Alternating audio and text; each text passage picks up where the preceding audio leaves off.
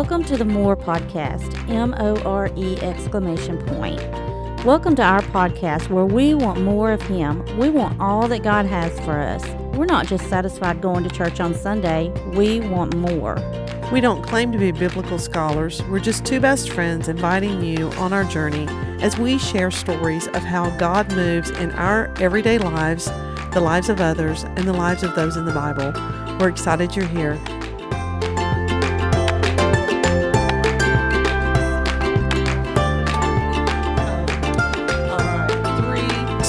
And one. Hello, more podcasters. Welcome back. We have a great guest here today. He described his role right now with the Lord as a master of chaos. And that's got to be because there's some young people in Michael's life that he is helping to lead. And so we're going to get to him in just a minute. If Jennifer has to step out, don't worry, she's coming back. But she may have to step off camera for just a minute. So just in case you see her go off camera. Gunnar is now off camera. We are complete and utter. You thought Master of Chaos was just what you did. I'm about to step off camera.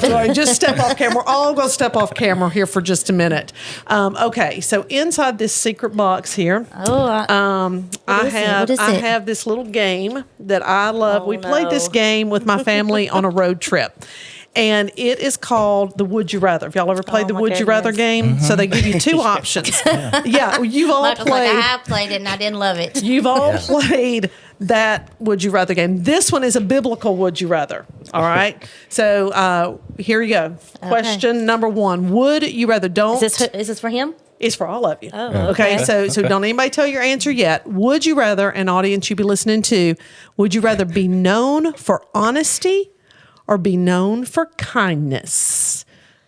I'll let you think about it. And ready? Go. Okay, Michael? I would rather be known for kindness. Okay. I guess both, but kindness for sure. Okay. Like, I feel like, at our church, we always talk about, like, sharing the love of God with everybody. So, like, if you're kind with everybody, like, I feel like that takes care of everything. All right. So, see, he even had a backup as to why. Okay, sis? Do I need to go to Gunnar? My first initial answer was going to be kindness, but then it just dawned on me that I think it's going to be honesty, because as Christians, we are supposed to tell the world the truth, and sometimes the truth is not kind. Okay. All right. And Gunnar? Sounds like there's no wrong answer. There is no wrong answer. There is no wrong answer here. I think I would take kindness. Okay. I think about being a kind liar or a mean truther. Right. And I think I'd just rather be a kind liar. A kind liar. Okay. Well, I'm leaning in on this one with Sissy. I think I would rather, I would try to temper my honesty with love. But if not, then I've got Michael and Gunnar behind us to be like all loving. Once you make them cry, then they Once can hug we make them cry, then y'all can hug them, right? Okay. All right. One more. And at any point I may go into the box for another one. All right. So here we go. Would you rather? Ooh, this one. Okay, listeners, y'all better be playing along. Would you rather spend an hour in heaven? Oh, my goodness. Or spend a week on earth with Jesus? Bam. What do you say, Gunnar? An hour in heaven now, right now. Not I expect you to spend an eternity in heaven, but we're talking about right now. You can either spend an hour in heaven or a week on earth with Jesus. That's why I say a week on earth with Jesus. Yeah. You got eternity in heaven, but is it like you get to go back in time and during that time? Oh no, he's showing up right here, right now, in the midst of this. Still same answer, but I'll be apologizing for everything the whole time he's here. I just be standing behind him like, You'd be like, I'm so sorry, my room's such a mess, Jesus. I'm so sorry. There's no groceries Jesus, in the fridge. I'm so sorry. Jesus, do you like whole milk? Because the milk I have is 3 weeks soured. I'm so sorry Jesus, that my dog won't leave you alone, Jesus. Like so Jesus. Are you doing a week with Jesus, or are you doing an hour in heaven, sis? Oh, me? Yeah. A week with Jesus here, because if we were in heaven, we wouldn't want to come back. That's like true. Nothing could ever live up to that. Can you imagine being bounced out of heaven after an hour? After an hour, it's like, where is Delhi? Is she hiding again? Where is she hiding? You'd be crying the rest of your life because nothing would ever equal that. I'd be hiding in the bulrushes. Me and Moses be hiding in the bulrushes. All right, Michael, an hour in heaven or a week with Jesus? I think I'm going an hour in heaven. Oh, okay. Like, can you just imagine just telling people like what that's going to... They say the colors are so vivid. Yeah, like, you know, we get a small depiction in the Bible, right? But nobody truly knows what that's going to be like. Yes. So, like, can you just imagine, like, telling people, like, what that's really going to be like? Yeah, there was a podcast on, they were talking about it on the... one of the radio shows I listened to in the morning, and this woman, very vivid dream. She said a vision where Jesus took her to the gates of hell and showed her what hell was going to be like. And it was so vivid for her, whether you believe it or not. In her mind, she believed it. And she said that it was so vivid that even her toes, her feet, felt like they were on fire. And to that point, right, if you were to experience that, to see that, what an incredible testimony that you would have. I don't know. I don't know if I would want that hour in heaven. Like I said, I think I would probably hide, and they would have to like throw me out, and that'd be so embarrassing. It's almost like if you were here, I'm sorry my whites aren't white. It's like everything you'd be apologizing for. Oh, man. But to like take Jesus around and be like, hey, man, have you met my best friend here? Have you met, I mean, could you imagine like doing a selfie with him? I wonder, feel like he does selfies. But I don't know. That one's hard for me. You think he'd do an episode with us?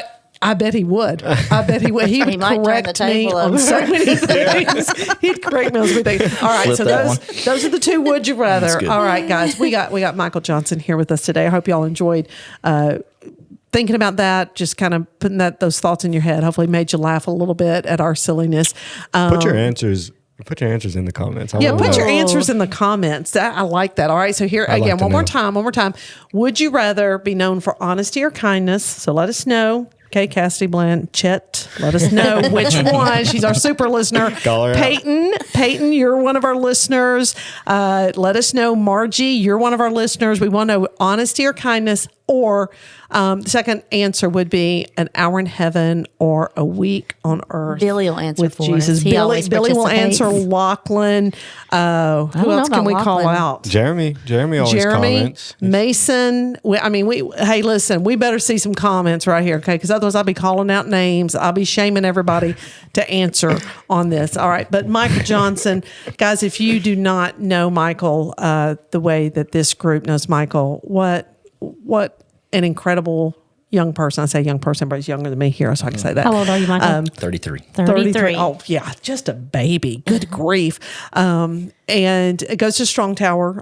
Currently under Strong Tower, Gunner's going to get into faith and just kind of what his walk with the Lord has been. We're so glad to have you here, man. Hey, I'm pumped to be here. Love the Wednesday nights whenever I go with Sissy and we get to spend time with the young people there at Strong Michael's Tower. Student director at Strong Tower. Michael, or Master of Chaos. Master of Chaos.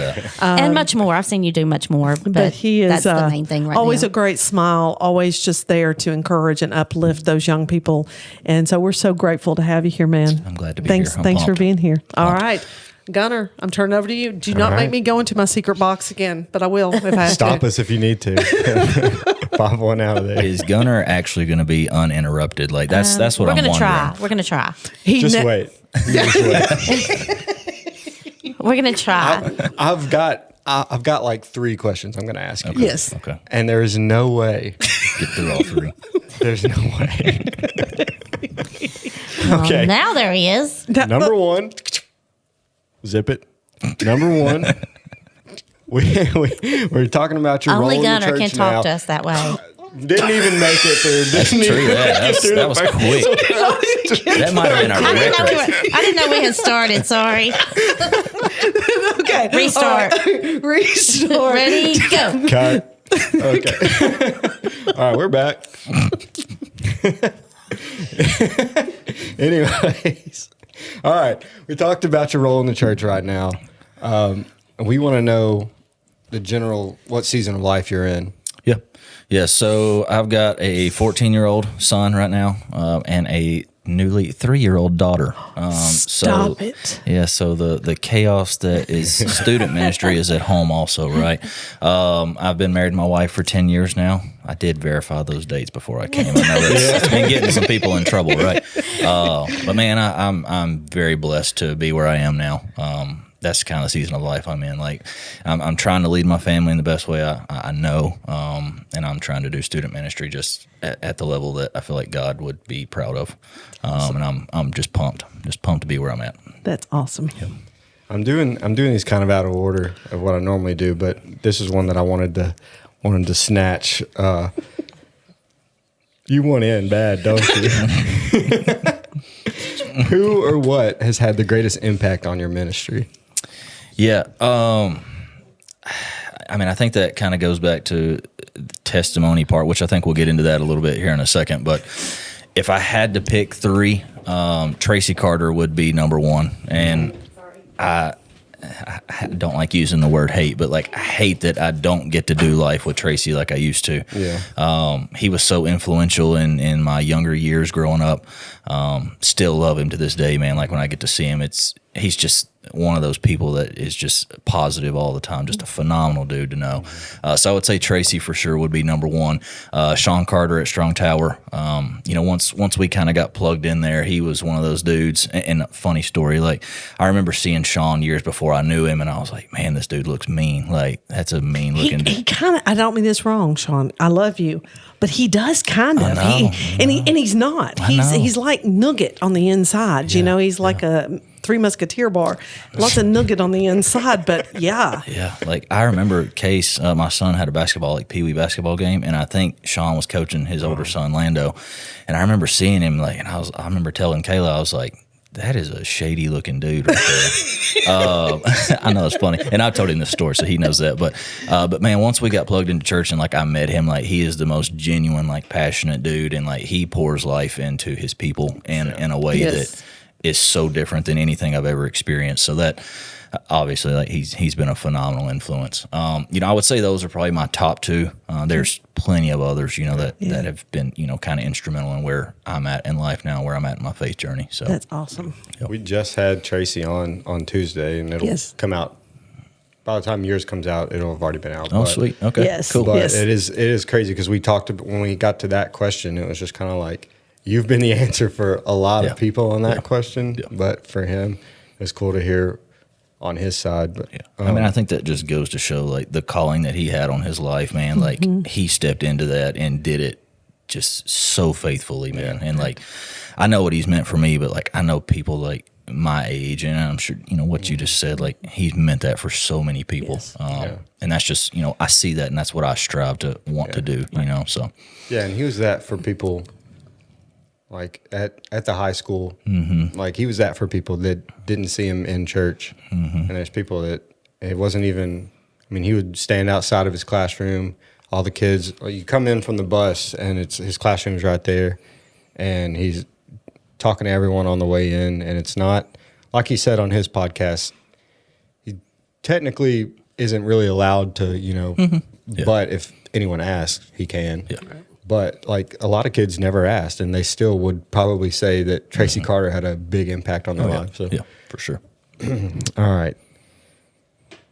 I wish Sissy was back, but I know, because we know on the record, she's the one who interrupted first. I know y'all were thinking it was me. I know you're thinking it was me. I'm surprised. I know, I'm too. Oh man. All right, we're gonna get to your history as a Christian and kind of get into your story a little bit, but we want to know the background that you came from and if you grew up in a Christian home and how that looked for you. Yeah. So, and I don't want to get too ahead of myself, but we'll go ahead and get into it. But when I was growing up, I grew up here local. I've been here pretty much my whole life. I love this area. I've just always just felt like it's such a blessing to be here. Never want to leave unless, God calls me out of here. But, I grew up here in the area. My parents got divorced when I was 5 or 6. I was with my mom predominantly most of the time. Yes, very, very Christian household, almost to a point I always thought my mom was a little too strict, right? Power Rangers, I know it's an older thing, right? But like I couldn't watch Power Rangers growing up. I remember my dad took me to watch Harry Potter. Oh, yeah. My mom found out about it. I got grounded. Like, it was rough. It was rough. But man, my mom, I love her to death. I love my dad also. But my mom, she definitely tried to keep us in church. We were there, Sundays, Wednesdays. So I would say I did grow up in a Christian home. From what I experience now and what I try to do in my life, it does look different now. I feel like, the emphasis on community is huge. And I feel like that's what really keeps people at a local church. I don't feel like we had that as much when I was growing up. But my mom definitely, raised us, knowing Christ for sure. I don't know how much further I need to go right now, but what's next, or you may keep going? Well, I was just going to ask, did your dad, did he stay in West One or did he live somewhere else? So he's over in Lafayette. Okay. I had kind of a rough childhood, and I like to be open about it because, I feel like being real is what students connect with, right? And if they're going to trust somebody, they want somebody that's real. So, any family member that's listening to this, I always like to preface this, right? Like, there's no ill will, like everybody's forgiven, right? But, when I was growing up, when I think about, somebody asked me the other day, like, what is your earliest childhood memory? And for me, that was physical abuse between my dad and my mom.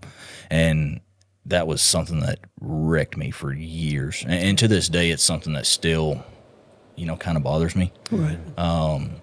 So, from an early age, that's all I saw from my mom and dad.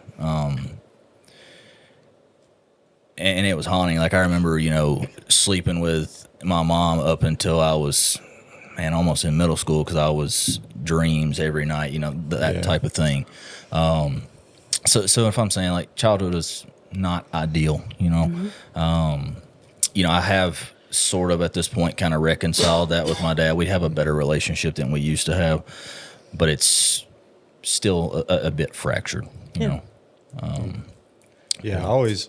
I knew your mom growing up. Yeah. Like, I obviously seen her around stuff, but I don't know if I ever really met your dad, so that's why I was wondering if he stayed here or not. I know I'll get one more in before maybe Sissy comes back, but now that you're doing like ministry and stuff at Strong Tower, you've preached a few times, haven't you? Mm-hmm. Yeah. Do you remember the first thing you preached? So weirdly enough, this is going to sound crazy, okay? So, and we never, as a Christian, we never feel like anything's coincidence, right? Like it's God's intervention, right?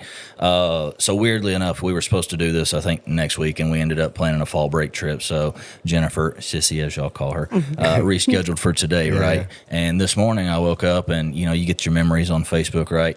Today was... so it was 7 or 6 years ago today was my first message on Wednesday night. I love that. And yes, I do remember it. It was an influencer series that we did. And Travis, which I know y'all just had Travis on too. Travis was the youth pastor at the time. And, obviously you kind of heard Trav. He was like, some of these kids get on my nerves. So I think he was like, Mike, do it as you do what you want. You know what I'm saying? But, he gave me the opportunity probably when I probably shouldn't have had the opportunity. If I'm being real honest with you, I was still, young in my faith. But man, through people kind of giving me that maybe that, I don't know what the word I'm looking for here is, maybe that responsibility a little bit, that kind of furthered where I was going. But that influencer series, man, that was huge for me to do as my first, and that's still one of my favorite things I love speaking on. There's this saying, show me your friends, I'll show you your future, right? Yes. And I believe that the people we put around us are so vital to what we do each and every single day, to our faith journey. It was an influencer series. So I was just speaking to students about, kind of who they've got in their life, the people they've got around them. Yeah. That, just you saying that, like, you kind of got stuck in there before you think you're ready. I feel like that's a lot of people's testimony in their ministry journey is just getting in there and doing it. Like, I don't know if you'll ever really be ready to start it, because it's a heavy and powerful thing to take on, and Yeah, I mean, I think that's probably the best way to do it is just to go in there and you're learning yourself. You just get in there and you do it, and you're trusting God. You're trusting your influencers, right? You're trusting the men and women in your life who have helped mentor you and to give you that, hey, way to go, good job. But also those who will say, you know what, hey, I loved this. Something you may want to consider next time. Yeah. But again, building you up, edifying you, because if Travis had not, opened that door for you, then, you may not be where you are right now by stepping into that. It just all goes back to community, right? You said community was so powerful for you right now, and sounds like from even as a child, community was something that just resonated with you. For sure. Yeah, I would argue that you probably are leaning on God more in the beginning than at any point. Yeah. Like, that's all you got at that point. Yeah, because you're like, what am I doing here?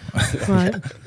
Well, all right, everybody. And your sweet mama, I just love her, her faith walk, and just her knowing that the most important thing she could do for you, and you have a brother, is that right? Yes, ma'am. The most important thing that she can do for the two of you is to not only be that godly example for you, but to also make sure that God was in your life every day. Absolutely. And as parents, whether, it's father and mother, or it's a single parent, or an aunt or an uncle or a grandparent, that's the most valuable thing you can do for young people is just bring God to them. Oh, yeah, for sure.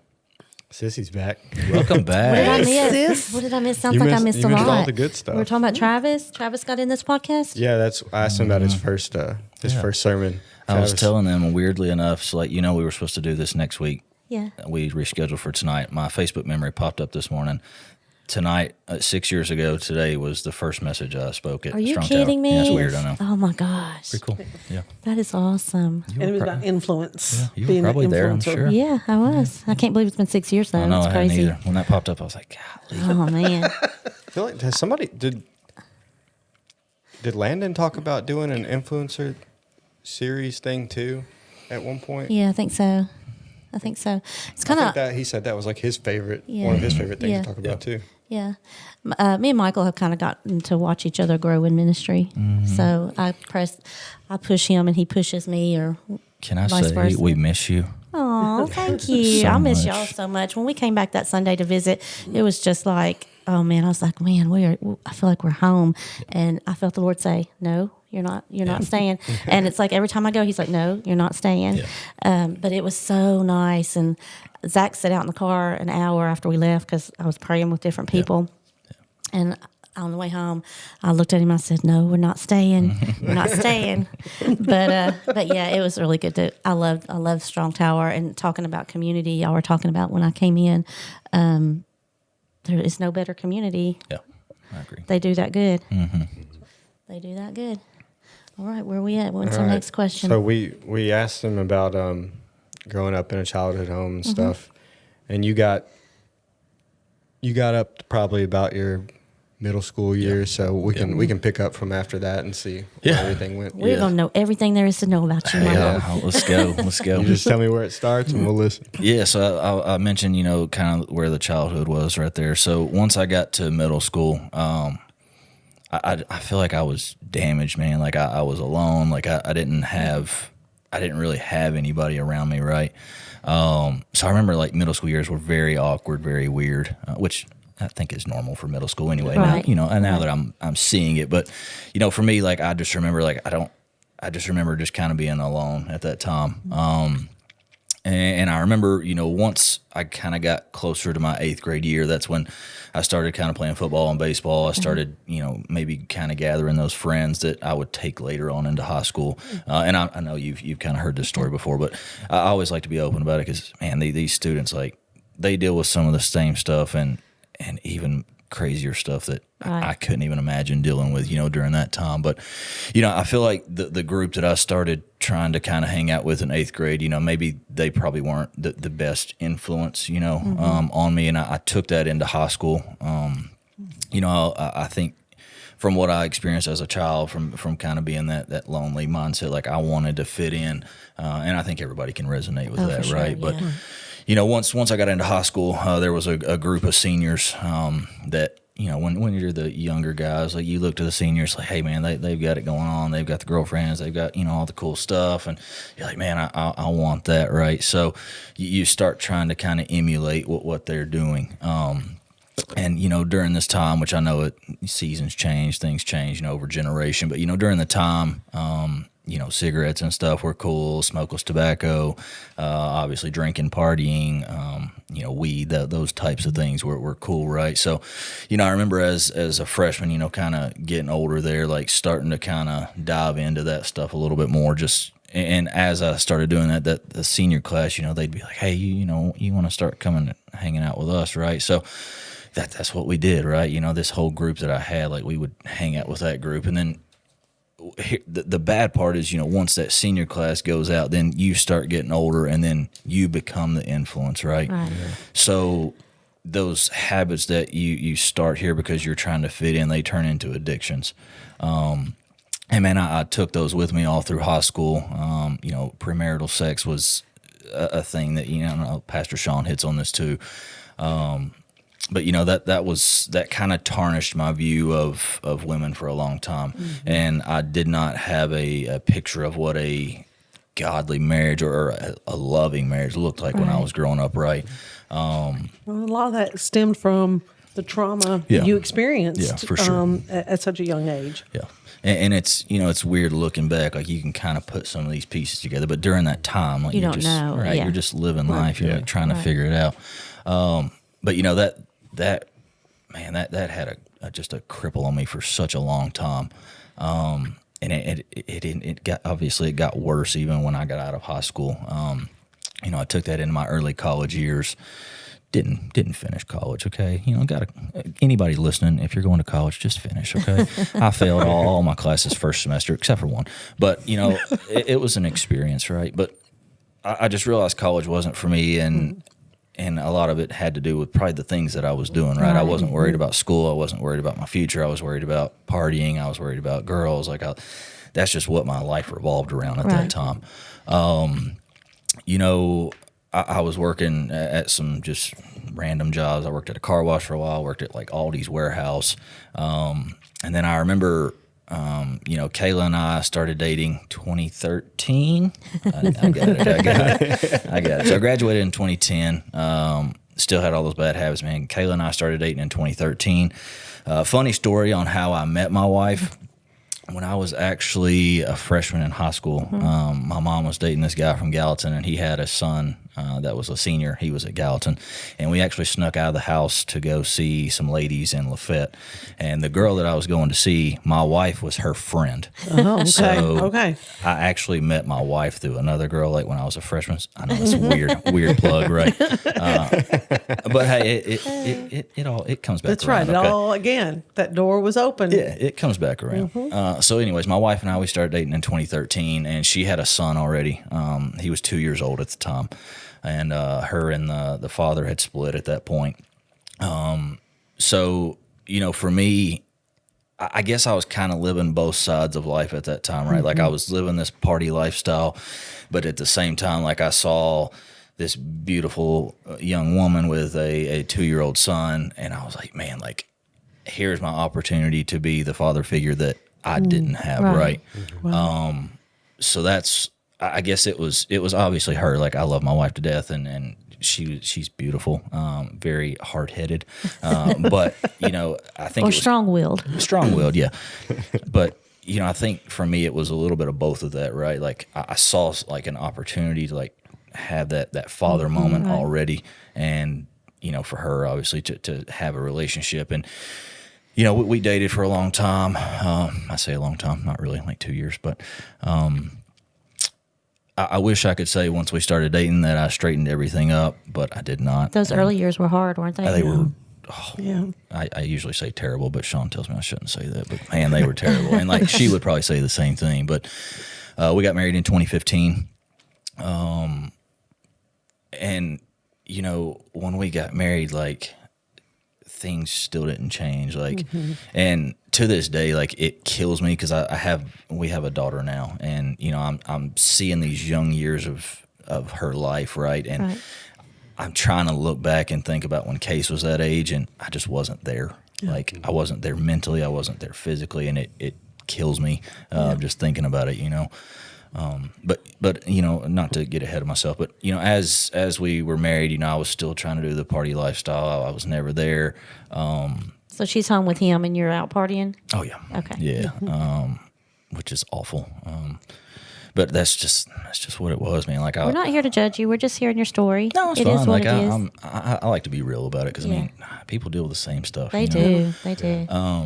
But man, it was awful. Just that time of life. Like that's just what I thought was fun. Right. Like, there was really no enjoyment other than that. Right. And I remember, I'd be at home and I'd just be miserable. Like, obviously, I've got this beautiful wife, I've got this son here, but like, that's not what's fulfilling me. Like, So for years, we struggled. Like, we were fighting all the time.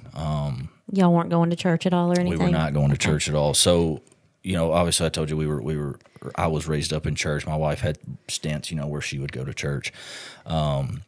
And I think, once we got married, we kind of just floated out. We had our house and we just stopped going.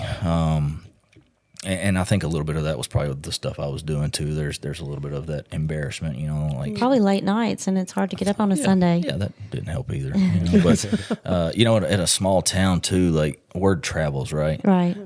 So people know what you're doing, and like the thought of coming in and they're like, hey, this dude was drunk last night. Like that just, I was like, I'm not gonna go do that, right? So yeah, for years, we struggled in our marriage, and eventually, I think Kayla finally got tired of me. And a couple of things happened during this time, right? So Kayla had started talking about divorce, right? And, growing up, like, I saw what a divorced marriage looked like, and I knew, like, that is not what I want for my life. But kind of during the same phase, my son's real dad passed away. And I remember, like, Kayla calling me, and she was like, Case's dad passed away, and I was like, oh my gosh, man. Like, and I think that was 2017, I believe, or 2019. Well, I may be getting that date wrong, but 2019. And I just remember like having this conversation with a 7 and 8 year old, like, or 7 or 8 year old, like, your dad's passed away, right? And like, that was weighty, like you're like, man, like, obviously things need to change now, but like, where have I been this whole time? And I remember that to this day, like just having that conversation with him. But, I think that was kind of my light bulb moment. Like, we've got to do something different. Like, I've got to do better. Right. And, I think, Kayla had actually started going to church a couple of months before that. And, at Strong Tower. Okay. We had good connection with Will Trout, which is the baseball coach here in town. I got the opportunity to coach with him for a couple of years, and he was going over there, was constantly inviting us. And my wife started going, obviously before, and I was still in this phase where like, man, we can fix this. Like, we don't need church, we don't need Jesus. Like, we can do this ourselves, right? And obviously that did not happen, right? But man, I think divorce, like, that was the one thing I did not want. And then, Case's dad passing away, like, I was like, we've got to do something. So I remember, I think it was January or February of 2019. I actually started going. And man, I don't remember the first time I went, but for some reason I remember going to I think it was like a serve meeting or something that we had. And I didn't grow up like gaming, like PlayStation type stuff, but as I got older, I did. And I remember Travis and Pastor David and Pastor Sean, they came up to me and were like, Mike, you want to play Fortnite tonight? And I was like, it's a little weird. I was like, but yeah. So like I hopped on, and it just seems like since that moment, like I've been there and I have been like locked in. Right. And I know as weird as that is, right? But that's where I go back to like influence, like community, like the people you put around you are so important. Did you do a small group with Will? I did. And his wife? I did. How did that help, or what was that like? I'll be honest with you. That actually might have been my first like introduction to Strong Tower, because I remember Kayla had started going first, and I was still in that phase where I was like, I don't want anything to do with this. Right. And I remember we were actually on our way. I think they were hosting it one night at Pastor Sean's house. And this is before I really knew Sean. And me and her got into it or something on the way to the small group. And I was like, just take me home. So like she took me home and she ended up going. I know that's awful, but after that we did start she going. Actually stop the car, or did she say tuck and roll Paco and just get on out of the car because I'm heading on to small group? She luckily did take me home because we were we were almost there. Okay. So it was just bad, man. It was bad. And you're feeling convicted. Oh yeah, for sure. Yeah. And you're like, they're going to judge me and what's going to go on. And yeah. And, we were already into it. So, like, most of y'all know, like, when you're into it with your spouse, nothing can be just great, right? Mm-hmm. So I was already thinking, like, we're into it. Like, I wasn't as open then as I am now. Like, I was very guarded with the things that I was doing. And I just didn't want everybody to know, like, the mess, like, the stuff we were going through. Yeah. So I guess, there was some shame, there was some conviction there. So, yeah. But man, through that small group, through the just introduction to the church, man, did you open up a little bit in that small group? Did you talk about? As we were there for a little while, I would say I was still reserved for a bit. Mm-hmm. But I think once you realize the people that you're around are genuine, and they're not there just for a group, right? Like, there's a difference in hanging out with somebody and doing life with somebody, right? Right. Yes. And I think that whole group, like, those are people like that wanted somebody to do life with. Yeah. And it's just been amazing. That's been, 7, 8 years ago now. And like, I'm still doing life with those people. Right. It's just awesome. Well, and what the whole time you're talking, and, the couple of stories and verses come to mind, but, Luke 15 and the parable of the lost son, and how the father never gave up on his son. Yep. He sat and he waited and he looked, and when his son was afar off, then he saw him coming. And it doesn't say he went inside and he said, "Well, here he comes." Yeah. He ran to his son. Yeah. He ran and threw his arms around his son. Yeah. And, for anybody listening that's struggling, with some of the things that Michael talked about, right, of the shame and not being able to forgive ourselves, not being able to even believe that we can be forgiven. I've got to be perfect enough, good enough, not sinning enough on a Saturday night, right, to come to church on Sunday. Give God that chance, right? Give God that chance to not only welcome you with open arms, but also to bring people in your life that are going to love on you and again, where Kayla was choosing honesty, perhaps, then you had Sean and Will and that crew, choosing their kindness to bring you there and to show you love and to just encourage you, man. Whatever brokenness you're bringing, we got you. Oh, yeah. And that wasn't so long ago. No. It feels like it was yesterday, but I don't know. And how far you've come in just the last couple of years. Yeah. I know it. So now y'all are starting to mend things. You're getting into church. So what happens next? Is that a slow process? Was it automatic? Seem like? Or? Yeah, the early part of like us going, it seems like a blur to me. Like I remember, I'm glad you brought up the small group, because a lot of stuff I forgot about the small group, and that is where a lot of this like churns from. That's where I think we really got connected before I started going to the actual church building. I think the small group is like, I think that was really my intro. Yeah. And that's what we speak now. Like it's all about community. Right, small group is where life happens. But when I'm thinking back, like that's what really got us connected in. We started going. Travis was the youth pastor. I mentioned that already. Tracy was a huge influence on my life, and I didn't share this, but when I was in high school, my brother, he was 3 or 4 years younger than me. He was a freshman when I was a senior, and I think I had actually gotten out of school. But he was preaching one night at New Vision, and I was not going to church at this time. But obviously, I was going to come hear my brother speak, and I remember sitting on the back row right over here, and like. this was during the party phase, right? And I was like, man, like, I just felt so much conviction. I was like, my younger brother is doing this. Like, I just feel like this is what God is calling me to do. And I know y'all have been talking to the pastors, and you talk about running away, and that's exactly what I did, right? Like, I left, and I was like I had that feeling, but I took right back off, and continued doing what I was doing. But, fast forward back to the small group, I think, when God was I think he was kind of revealing that calling back to me again. And I was talking to Travis, and I was like, man, I'd really love to get plugged into youth ministry. Tracy was a huge influence. Like, that was just what I was passionate about. So he was like, oh yeah, sure. So like, and I remember we were meeting, it was probably 20 students, if that. Yeah. But man, I loved it. Like, it was I just loved being a part of the students. And I'm glad you said the small group, because I remember during that small group, we had like a Facebook group at the time, and Travis had us do something like, what's a New Year's resolution for you or something? And I remember putting like, I would love to speak to the youth ministry this year. And Travis was like, man, we can get that hooked up. And that's where, kind of the message came from, my first message. But man, since then, like, that's been my sole focus. Like, I serve on Sunday morning, and I love doing what I do on Sunday morning, but like, youth ministry, like, that's my fire. Like, I love it. I'm thinking about it constantly.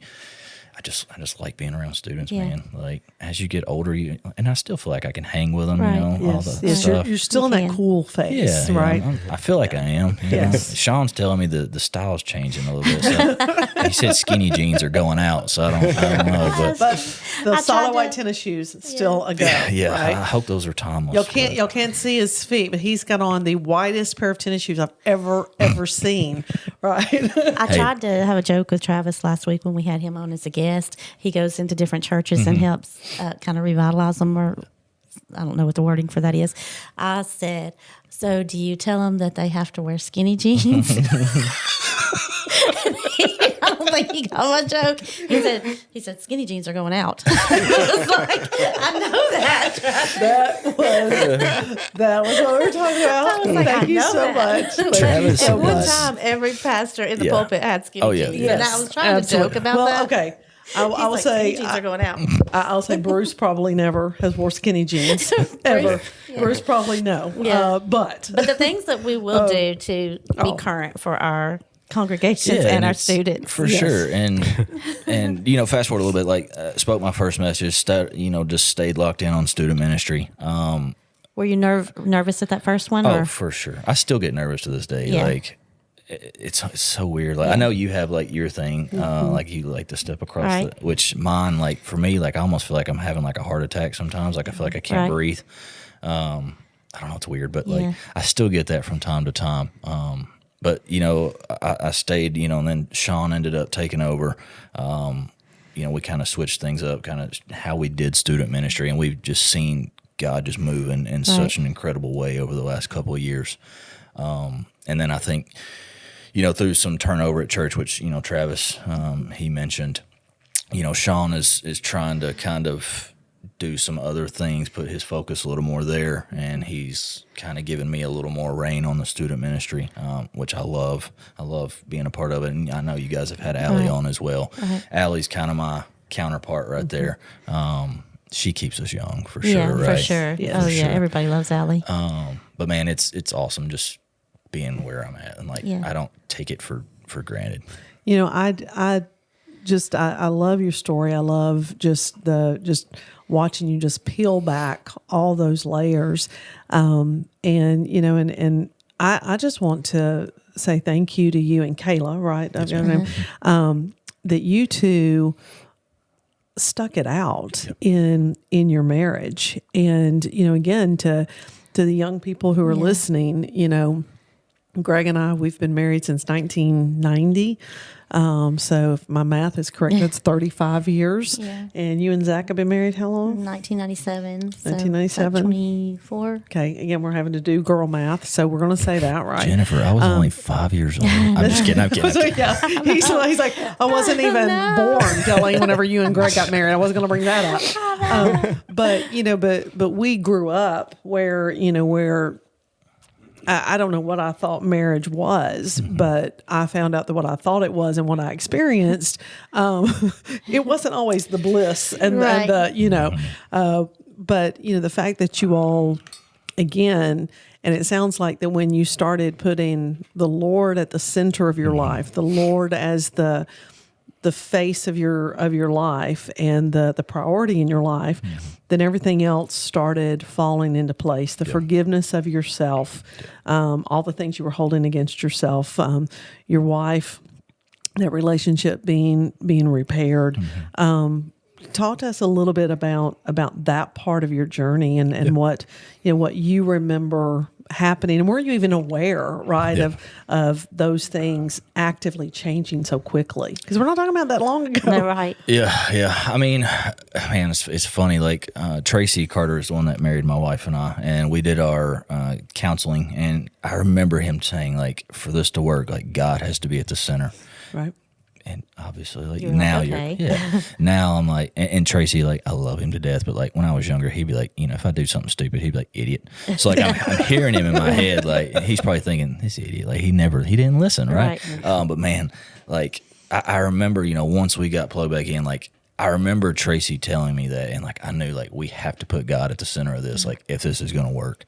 And I didn't want to just do ministry like myself, right? Like I wanted my wife to be with me. Like, so we both started serving in student ministry. And I think, through that, like we both grew exponentially, like closer to God, right? Not just me and not just her, but together. And just so many phenomenal things have happened through that, right? Like, I remember, we both recommitted our life to Christ, and I couldn't tell you what year this was, but I know we had a student worship night one night, and I don't remember exactly who started, like, being baptized that night, but I remember I was like, man, like, I feel like I want to be baptized tonight, and I didn't have clothes. I remember I went to Sean and I was like, dude, will you and Kayla had the same feeling, right? So I was like, will you baptize me and Kayla tonight? He's like, yeah. He's like, you got clothes? I was like, no. I was like, I'll run home real quick. I was like, we'll be right back. So like me and Kayla, we went and grabbed clothes, and me and my wife ended up being baptized one after the other. Yeah. And I remember, man, it just seemed like the floodgates opened after that. Like I know Javon got baptized that night, so many other students. And then, like, just so many awesome things have happened. And students were being rebaptized. They were just like one after the other. They were like, okay, I got to go too. I got to go too. It was just awesome. Such a spirit there that night. It was awesome, man. Yeah. But, man, I just feel like, when we put God kind of back at the center of everything, like, everything started working itself out.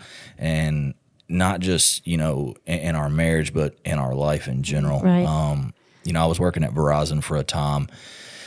And there was a manager I had that when I was there, when we were going through those marriage problems, like he was the dude that was like, Michael, like what you're doing is not right. This is not what God would, this is not what God has in store for you. And, I remember during that time, I would still just continue doing whatever I would do. But, I remember he had left, and once I had kind of put God back, at my priority, right? Like I wanted to get out of the retail world. Hours didn't work for family time, right? So Tri-County here, a local company in West Marone, like they were hiring, and I just remember like praying, and Tony Bennell was on the board there. I don't know how much help Tony was, but he may be. I don't know if he can ever say that, but I just prayed. I was like, man, like Jesus, like let me get this job so I can be home with my family more. And thankfully I was able to get that job, and I feel like that brought a little more like closeness to home, just being home with my family some more. I could be at student ministry every Wednesday night. And I'm going to go ahead and I want to share this stuff too, man. I stayed at Tri-County for a couple of years, and I actually had a colonoscopy, weirdly enough, okay, right? But I feel like these are God moments, right? So not the colonoscopy. That was strictly medical, but let's clarify which is a God moment and not. Yeah, I don't think that was it. So I'd actually just woken up like from the anesthesia from the colonoscopy, and that manager that I had at Verizon, he had called me, and he was like, "Hey, dude, you want to work with me?" And I was like, "Yes." So I ended up leaving Tri-County, going to work with him.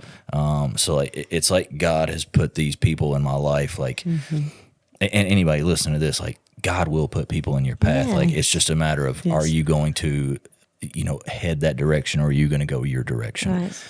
So I remember him calling, and I was like, absolutely, dude, I would love to come work with you again. And I'm still working with him to this day. I've got a phenomenal work family around me now. And I want to share this one more thing, and I'm done. But Kayla and I, we've got Case now, and, he's been in our life since he was 2, right? And Kayla and I, once our marriage got better, like once, we were going to church, like we were connected, like I feel like we were in a good spot. Like we were trying to have another child. Hey man, we tried for years. And I remember just praying and just over and over, and nothing was happening. And we were going to like fertility clinics, and that wasn't doing anything. And I may get this wrong, but what's like the step? Like is it like in vitro? Is that what they call it? Right. So I know like that was our next step. And I remember Allie's grandpa, Glenn, like I remember one night, like he got everybody, and he was like, man, we're going to pray over you guys. And they prayed over us. And then this was during COVID time.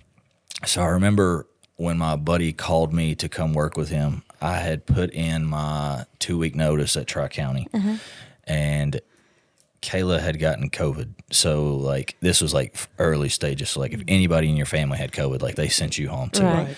So she called, and she was like, I've got COVID. And like I told the people at Tri-County, I had literally just put my 2-week notice in like a couple hours before that. And they were like, well, you might as well just go ahead and like get all your stuff, because like you're done at this point. You can't come back. So I get home, and it's funny, like Kayla's in our bedroom, and there's like a barrier, and then I'm sitting outside the bedroom because like I didn't want to get it, you know what I'm saying? So she needed something from the store, and I was like, well, if we're gonna be locked up here for 2 weeks, like, so I went to the store, and I came back, and like then she's like sitting in the floor in our bedroom crying. When I get back, and I'm like, what happened? Like I was gone for like 30 minutes, and like she's got the pregnancy test, and it was positive, and I was like, oh my goodness, man. Like it just seems like God has just, his plan has just been orchestrated. And that timing, right? I mean, it's, we think that whether you call it wasted years or years that you just weren't focused on him, or maybe he wasn't your priority. His timing is not our timing. And even his timing to open those doors of blessings and to pour those blessings on us, he can do whatever he wants to in the time he wants to do it. For sure. And what a blessing that is. I love your openness and Kayla's openness. I mean, y'all could just keep this to yourself and not let anybody know your struggles. But through your testimony, people are healed, and they're like, if God brought them out, then He can bring then He can bring me out. Yeah. And so I love that y'all are very open. I've even heard you speak from the stage at Strong Tower. You're very vocal about it, and even it might hurt her feelings, or it might hurt your feelings going back and thinking of how it was. But you still put it out there, and she allows you to do that. And I just believe that people are healed through that, which the Bible says they're healed through the power of our testimony. But if God can bring you guys through that, then He could bring anybody else through it as well. Absolutely. And I think for me, the important thing is because as humans, we remember, right? There's no forgive and forget. Right. There might be forgive, but we don't have an easy time forgetting.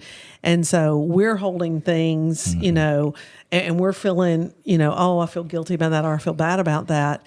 And God is like, I've already forgiven you. Move on from that, right? Because of the blood of my son, because you've accepted the blood of Jesus, that's covered it, right? You're covered in that. You are so wide as your tennis shoes. You are as wide as your tennis shoes. Right. Through that blood, and I think that's the testimony, right? Is that we can continue to live in the past, but it's not the past that we're holding on to. It's the future, and it's what God is doing in your life. What are you most proud of yourself about? If I'm answering that, I would think just not necessarily setting my life back on Jesus, but my family, God willing, like they should be set up to know Jesus from a very early age. Right. Like my kids, and hopefully, man, through mine and my wife's openness, like they know what we dealt with, and like, man, I'm just hoping that they don't deal with some of the same things that we did. Right. And ultimately they grow up having parents who love Jesus and love each other, and they're going to be together. I'm just You changed generation after generation after generation. For sure. Absolutely. And about the openness, somebody told me this one time, you may be the only Jesus somebody ever sees, right? And I know for me growing up, like, I couldn't remember any scripture or any specific message that Tracy Carter ever taught me, but I can remember the friend and the love that he had for me growing up, right? So that's just what I want to embody each and every single time that I'm around students. Yeah, you want to live a life in such a way that people say, how do I get that? How do I step into that? And allow that love to come through. Yeah, for sure. Yeah. Pretty powerful. So as Christians, we are held to a higher standard because we know better, so we should do better. But at the same time, when we are showing that to the world, our vulnerability helps them to catch on and say, okay, they're not perfect. They're not perfect. They haven't lived a perfect life. Yet God's got them to this point in their life. And just, you get to minister to 130 kids every week. Yeah, it's awesome. There are pastors who pastor churches who don't minister to that many people. Yeah. And just think of the lives that you're changing through that. So thank you so much, Michael. Absolutely, man. It's a blessing, and it's nothing I've done, right? It's just God working through us, man, and just being open to what He's got for us. And not taking the easy road, because it hadn't been easy. No, definitely not. You've had to face a lot of things that you'd probably rather not have drudged up. True that. Yeah, you're right.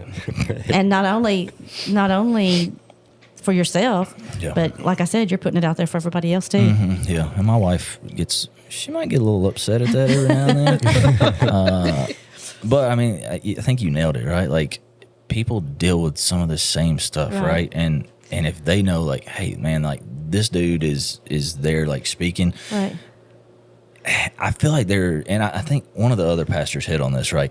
There's a connotation or like a mindset that if you're on the platform, like, you've got it figured out. Right. You do not have it figured out. Like, we are imperfect people, man, trying to serve a perfect God. Right. So, like, we don't have it figured. We deal with some of the same thing. I think it was Sean. Right. We still deal with some of those same temptations, but man, we're trying to do what God has called us to. Right. So if people see that, hey, man, like, this dude is trying to follow Jesus, like, he's doing what God is calling him to, like, I can do that too. Like, I can change my marriage. I can change my family. Right. I just think, I don't know. And you thought you could do it on your own. You didn't need Jesus, but you can't do it on your own. There's no way to, if you're listening today and you're going through some of the things that Michael's been talking about, whether it's with parents or spouses, you cannot fix it on your own. You cannot fix it without Jesus. But once we surrender and say, okay, Jesus, I give up. And then He'll start to put the pieces back together, just like you said, one thing after another, to a job, to the baby. And things will start to fall into place once we put Jesus at the center. Yeah, and it's awesome, like, looking back, because, like, when you're in that phase, you're like, oh, man, this is cool. This just happened. And now when you're looking back, you're like, all right, God had me. You're I know. It's so cool, though, looking back and seeing those crossroads in your life, and in that moment, you may think about it, you may go, okay, but then when you look back and you go, oh man, that was you, God, I saw that, and so now it's just leaning into that trust. Told you there were two. Luke 15, the prodigal son, but you talking about your identity, and Colossians 3, 1 and 2. So if you've been raised with Christ, seek the things that are above, where Christ is, seated at the right hand of God. Set your minds on things that are above, not on things that are on earth.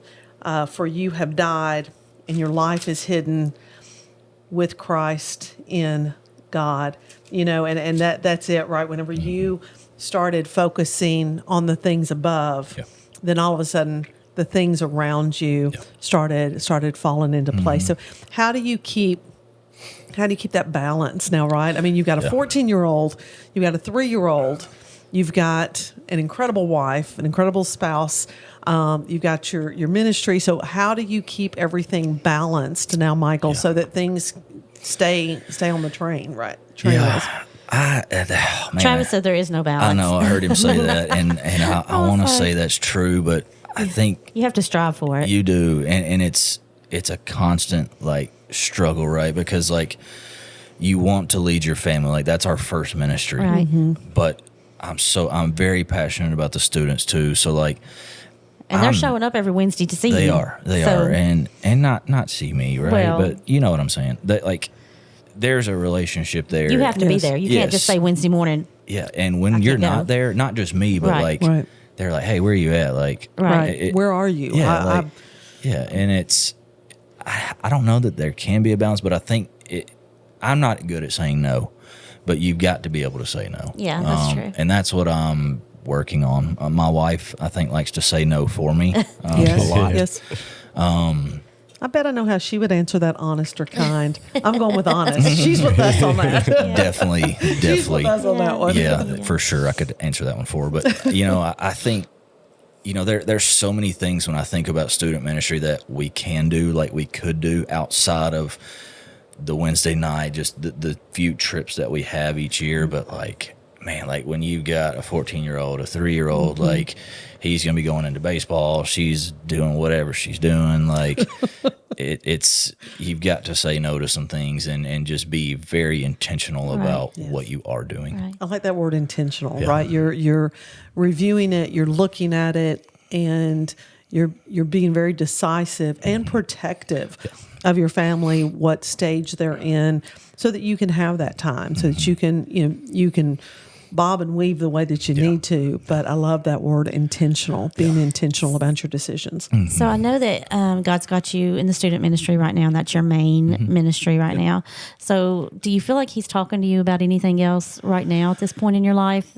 Yeah, I mean, I feel like I don't know, man, like I feel like there are always ministries like that I would love to be a part of. Like I know you approached me about the detention center, and to be honest, we're going to get you to come and speak to these girls. Okay, I could, and that was, and Kayla came with you. Yeah, that was like I really prayed about that, and I think that was kind of a balanced thing, right? Like my wife was like you don't really need to be like tied up in this too, but I think it's a season, right? Like, and I don't have no intention of leaving student ministry anytime soon. Like I love that. But man, like I feel like a jail ministry would be phenomenal as well. You know, those are just a couple that kind of pop off the top of my head. Like FCA is, which I know that's still kind of student ministry, but that's a phenomenal organization. And I think there is a ton of fruit that we see and that I feel like any church sees from that. Right. There's students that, you know, that I've never even met before. And, you know, we get to go in and speak, you know, once or twice a week. And just those small relationships, like just that stuff, man, it changes. And I know we were there a couple of weeks ago speaking to sixth grade students. And I think it was last Sunday morning at church, one of those boys came and brought his whole family. So as a first time guest, like, so like when you see that, you're like, man, like if we can reach a student, like that can change a family. Yeah. So I mean, those are just kind of the ministries. Like FCA, I'm kind of a part of, but like other things that I'm not, that I think I would eventually, like a jail ministry, like detention type stuff. Like I think those are phenomenal opportunities. Yeah. I think that just with what you've been through, your past, your experiences, I think it would resonate so much with the life that these young people have gone through. It amazes me the maturity, I guess, because of life experiences that they've had, and some of which you went through as well. And to just be able for them to see, I can come out of this. I can come through this through Jesus. And so much life you've lived. You're only 33. Oh my gosh. I know, but man, my body, I'm feeling the 33 now, right? Like, wait till you're 58. Wait till you're 58. All right, Gunnar, did you ask him about his book? Have we asked that? Oh. We went off course and took over. Look, I got you here, okay? Well, Gunnar, ask the question. Let's hear it. Ask the question. Do you have a favorite book besides the Bible that's helped you? Long-time listener, first-time caller. I came prepared. Uh-oh. We're fixing to start our I love when they book bring studies. the book. Yes. Oh, my goodness. I have one for each of you. Oh, my Stop gosh. Oh. You're our favorite guest. Comes with gifts. You don't even have to buy that one, okay? Oh, So my I know goodness. you buy them and just don't read them, right? Don't give that one to your mom. Read that, okay? Okay. See, Yeah, he maybe is- the problem love is it. that you buy them. Yeah. Maybe you'll read this one since you didn't buy it. I promise. I'm not, and I'm kind of like Tyler Gilman. Like I'm much more like audio. Like I listen to stuff, but like my mom put me on that book, and man, like it's good. Like, all right. What's it about? Tell us a little bit about what it is. Man, it's all about like how the enemy tries to get us, right? Like we know like the devil is the king of lies, right? And this, man, it kind of sets you up for like how the enemy is going to try to fight you. And I think one of the biggest takeaways, spoiler alert, not really, but we tend to think that the devil knows everything about our life, but he doesn't. But he doesn't. Right. He doesn't. He doesn't. How he gets us is by the things that we continue messing up. Like he gets us by our habits. Right. Yes. So, when we know that, man, like when we start leaning on God to fix those little habits, like the enemy then has to try to figure out another way to trip us up. Right. There's so much good stuff in there, and I'm not a reader, so like I hope it's good for y'all too. But I thank you. absolutely loved it. And again, we all were like, oh yeah, no, we knew that. Okay, I'll be honest. I did not realize that the devil did not know everything about my life until just a couple of years ago. Mm-hmm. And I was watching a podcast on, and this young woman was talking about witchcraft, and she was talking about how that that Satan can't read your mind. And I thought, well, no, only God knows every thought in your head. Well, Satan can't be everywhere at one time. Okay, wait a minute. Let me go back to my Bible. But when you really start to deep dive, you're right. Satan knows what he knows, and his demons know what they know because we speak it out loud. Right. And and so for those of you who weren't aware of that, yes, it is scriptural. You can go in and find that where the Bible's very clear about God knows what's in your heart. Yeah. Example after example, God can be anywhere, anytime, all the time for multiple people, but the enemy cannot. Yeah. But boy, he's had a long time of human behavior. Oh yeah. So thank you, thank Absolutely. you for So the this. book is Your Story Has a Villain by Jonathan Pokluda. Pokluda. Identify spiritual warfare and learn how to defeat the enemy. I love it. Thank you so much. It's great, man. And he writes in a. Pokluda. I'm not very intelligent. You know what I mean. Like big words, you say a big word, and I'm gone. This dude writes in a way that's very relatable and real, and that's what I feel like has really like obviously good content. He's a pastor, I believe, in Texas, I think. But just the way he writes, man, and the information's in there, it's hugely helpful. And Well, I can't wait to absolutely get love started it. Love on that. it. This Since is you great. spent your money on Yes. it, Thank I'll read you. it for sure. We'll have you back when we do a book study on it. That's right. We'd love to have you That's back. Oh, yeah. Okay. So, do you have anything else you want to share before we pray? I want to flip it on y'all real quick. Okay. Uh-oh. I want to question the hosts. Okay.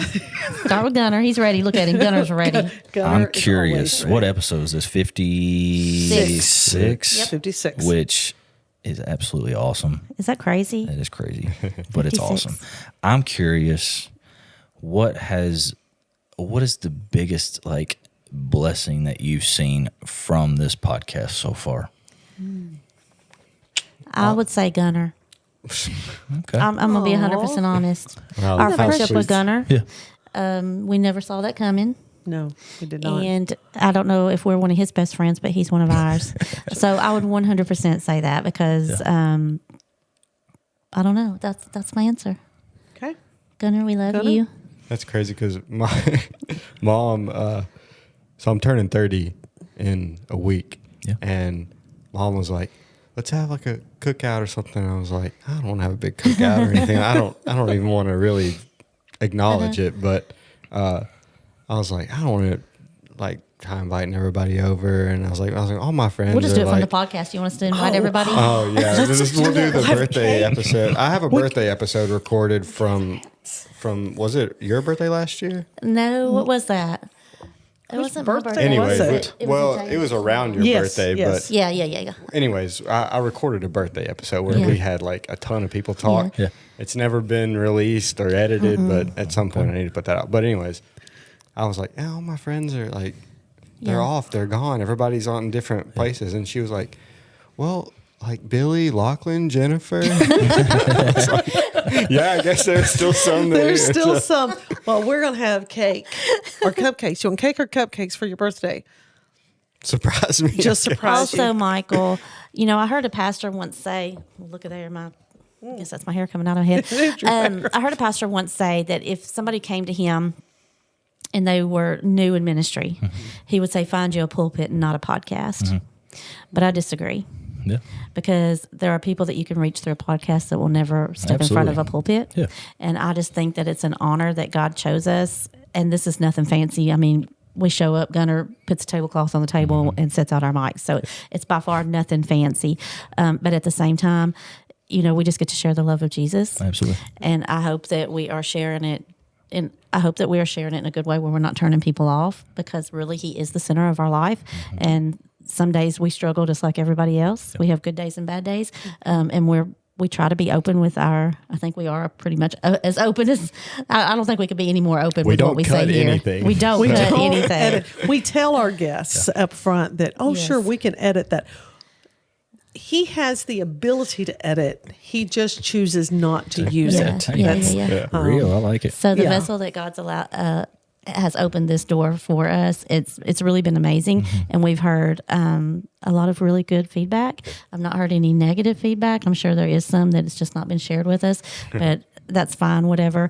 And when people ask me about it, I'm like, there's no pressure, because it's a God thing, and if it doesn't work out, then it's I feel like it's in no this pressure. past month we've had more people just acknowledge the fact that they've been listening and talking about how it's affected them and helped them grow in their walk and stuff, and that's been awesome. Yeah. And I'm really amazed at the great men that we have in this town. Oh yeah.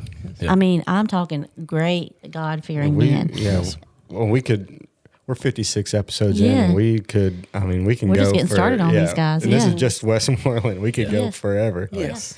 So I do have to ask you this, because I know that you listen to our podcast. Thank you so much for that. So if you had 5 minutes left to stand in front of your students, and that was going to be the last time, and Travis am I dying or what? No, you're retiring. You're retiring. What would you say? I mean, first off, I would definitely say make sure your stuff's in order. I feel like when you look at prophecy type stuff and whether what we see is right or wrong, the end is coming, and we're closer today than we were yesterday. Right. The final answer is Jesus wins, right? Yes. But man, we've got to have that relationship with Jesus. So You've got to be on the winning team. Exactly. So that's first and foremost, man. Obviously put Him at the center of your life. Make sure your relationship is solid.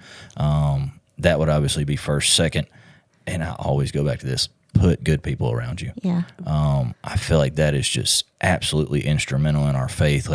Obviously our relationship with Jesus is number one, but number two, man, we've got to have people around us that obviously are good influence, but that people that hold us accountable. And I think, I've seen that over the course of my life. If I've stepped out like Pastor Sean or Pastor Dave, they'd be like, Mike, that's probably not what we need to do, right? But you just got to have those people around you. So if I had 5 minutes, I would definitely hit on those two. Make sure your relationship's right, and put good people around you. That's Awesome. Well, we'd love to have you close us out with a prayer, specifically the prayer for our young people. I believe that they've got a different life than what I had when I was their age, right? They've got social media and news and so much coming at them.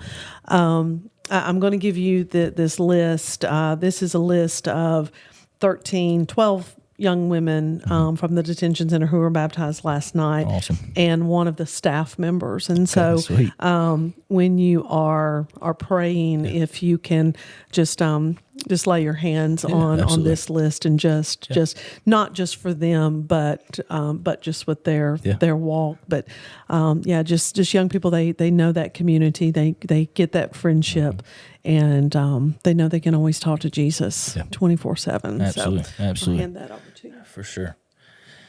Hey, before we pray, I just wanted to encourage all y'all. I know this podcast, and to me, this seems like a huge success. I don't know if I hope that's how y'all feel. but I think it's influencing people here for sure. It's phenomenal. I love y'all breaking down scripture, but the meet the pastor, like when you have those conversations with people, I love those. And I hope that eventually this, and I think God will ordain this, but I think, if other cities had the same type of thing that y'all are doing, say you move to a new city, hey, I can hop on this podcast. I can know these pastors before I go to this church. I think, man, that is just hugely important. And I think that I just love what y'all are doing. Well, thank you. Thank you for that. So keep going. Thank you. We'll do it. Thank For you so sure. much, Michael.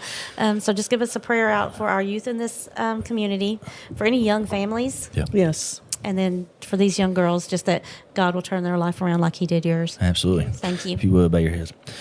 Jesus, thank you so much for the opportunity to be here today. Thank you just so much for everything that you've done in our lives. It's just so amazing to look back and just see the things and the people and the places and the opportunities that you put in our path. And we may not have hit those paths at the time, but you always led us back to the right track. Thank you for being a God that when we walked away from you, you were right behind us the whole time. And when it was time to turn around, you weren't too far gone, dear Jesus. You were right there waiting on us. I pray that you be with these young people right here that I'm laying my hands on, that are written on these paper, that the staff member. I pray that you be with all of the students in this community, any community across this globe, dear Jesus. I just pray anybody here in this podcast that they just be blessed today, dear Jesus. Just these students, dear Lord, they go through so many things. It's just so crazy.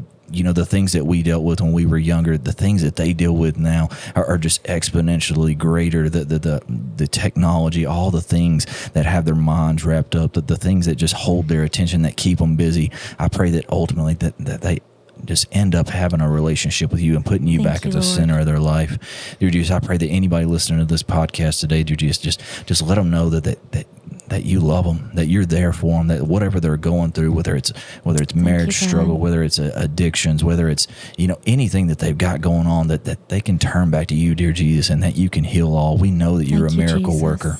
We know that you gave your life for us on the cross so that sin could be defeated and that we could have eternal life through you. I just pray that anybody here in this podcast that Jennifer, Deline, Gunnar, I pray that their ministries just continue to grow. I pray that you bless them and just multiply them exponentially. I pray that you just lead us, guide us, and bless us each and every single day in everything we do. In your heavenly name we pray. Amen. Amen. Thank All you. right. Okay, we're going to close it out. One more Would You Rather. Ready, sis? Would you rather? I'm ready. Okay. All right. Here we go. Some reason they're sticking to the bottom of the box here. I don't know why So that you've is. started off. We're going to start doing some testimony Tuesdays. So you're the very first one. Like it. Testimony Sweet. Tuesdays. Yes, Testimony and Tuesdays. We're going to bring tacos in on this. You know that we will. What? Okay. I missed the tacos. We'll bring you back. Okay, cool. Bring you back with All right. tacos. Okay, here you go. Would you rather, this one might be easier, live on the ark with all the smelly animals, Oh, my goodness. or live in the desert for 40 years? I know my answer immediately on this one. Yeah. Live in the desert for 40 years. Live in the desert for 40 years or live on the ark with all the smelly animals. Is there a win-win to this? I don't know that there is. I don't know there is. As a reminder, it rained 40 days and 40 nights, and I think the water stayed on the face of the earth. Was it 150 plus days maybe? So you got about a half a year, 6 months to, let's say, 8 months well, let's hear to be your with the answer. animals. What's your answer? Definitely with the animals. Okay. I'm definitely hanging out with the animals, partially because I just wanted to be there with them. Okay. Yeah. I'd definitely be with the animals. What about you? I know. That's a hard I know question. that one's hard. I know. Because I can just think about being so thirsty, yeah. but it's so stinky too. But there's probably snakes on the boat. yeah. There probably And are at least two. At least two that we know Yeah. of. I guess I would have to do the boat just because it's not 40 years. But Okay. When I picture a desert, I'm like, am I out there by myself? You're alone. Well, no. I think if we go with the theory, it doesn't tell us this. But let's say you can have. Am I you can have overthinking 8 this? This is people. supposed to You're be fun, overthinking. right? I'm sucking all the fun out of this. You're okay, I'm going to go overthinking. with the boat. I'm going to go with You're the going with the animals. boat? Yeah. Okay. All right. So we'll be on the boat together. All right. Would you rather be on a boat or live in Arizona? That's right. Yeah, that's it. Yes. Would you rather Give me the boat. Give me the boat. Okay, I think we all were in agreement that we would all want to be on the boat with the smelly animals. And again, I have a little bit of argument because I've been to the Ark up in Ohio, right? You've not been to the Ark, Kentucky, wherever that is. The one they make you want to think it is. I don't think the animals were that smelly. I think they had something worked out there. Yeah. Anyway, not going to that. But hey, we all decided we'd rather hang on the boat with the animals. We'll keep you away from the snakes. Yeah, Michael, we won't do that. But anyway, thank y'all for listening. I hope y'all enjoyed this episode. We had such a blast with you. It's been awesome. We say we definitely want to have our guest back. And for our book study. For our book Your study. Story has a villain. But Kayla gets to come back with you, and so then we get to hear the other side. That's going to be. We get real. Will she do that? Will she come? Probably. Yeah, maybe I don't need to come. Okay. If she comes. We're gonna give her, but she's listening right now. She's like, okay, let me get my notes out. I get to say it all right now. Although I will say I appreciate you doing your due diligence and checking your timeline, because we have had a couple of our guests who didn't do their timeline, and we heard about that when the podcast published. There were some comments. Anyway, y'all, we love y'all so much. Thank you for being a part of our lives. We hope that you share this podcast. We hope that you grow with Jesus and that you seek more of His love and of His will in your life. And if you have a youth, get them to Strong Tower Church on Wednesday night. That's right. And so they can meet Pastor Michael themselves. Hang out with this guy again. Great program, great community there. And you had shared this, but one of the things that I love about this is that I feel like that we're breaking down some barriers of maybe some stereotypes of what we thought maybe other denominations or other groups believed. And we're just really peeling back those layers and showing, man, we're just a community that loves Jesus. Oh, yeah. It's all about Jesus. So that's right. All about Jesus. We'll see y'all on the next episode of The More Podcast. Thank y'all. Bye. Okay. Boom. Thank you for this book. Yeah, that's I'm awesome. excited. That was so nice of you. I hope y'all like it as much as I like it. I already love it. I've already read the back of it.